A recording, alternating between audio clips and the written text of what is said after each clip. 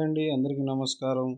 ఇప్పుడిప్పుడే మరొక breaking news అయితే రావడం జరిగింది. అదేమిటంటే రైతులకు శుభవార్త పూచీకత్తు లేకుండా 1,60,00,000 సహాయం అంటూ ఇప్పుడిప్పుడే మరొక బ్రేకింగ్ న్యూస్ అయితే రావడం జరిగింది. అయితే ఈ వీడియో మాత్రం ఎక్కడ స్కిప్ చేయకుండా చూసినట్లయితే మనకు పూర్తి సమాచారం అందుతుంది. ఇక లేట్ చేయకుండా వీడియోలోకి వెళ్దాం. కష్టాల్లో ఉన్న రైతులకు ఆర్థిక చేయూతనిచ్చేందుకు కేంద్ర ప్రభుత్వం కీలక పథకాలను ప్రవేశపెట్టిన సంగతి తెలిసిందే.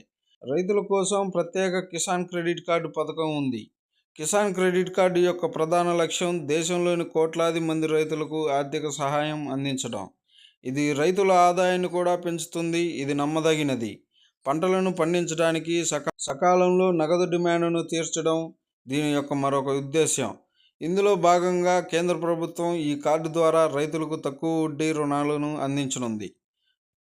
దేశంలోని రైతులు కిసాన్ క్రెడిట్ కార్డు ద్వారా వ్యవసాయ రుణాన్ని పొందవచ్చు. ముఖ్యంగా సకాలంలో రుణాలు చెల్లించే వారికి వడ్డీ రాయితీ కూడా లభిస్తుంది. ఎలాంటి పూచీకత్తు లేకుండా 1,60,00,000 వరకు రుణాలు ఇస్తారు. దీనికి బీమా కూడా చేయవచ్చు. రైతులు కిసాన్ క్రెడిట్ కార్డు కోసం ఏ బ్యాంకులోనైనా దరఖాస్తు చేసుకోవచ్చు.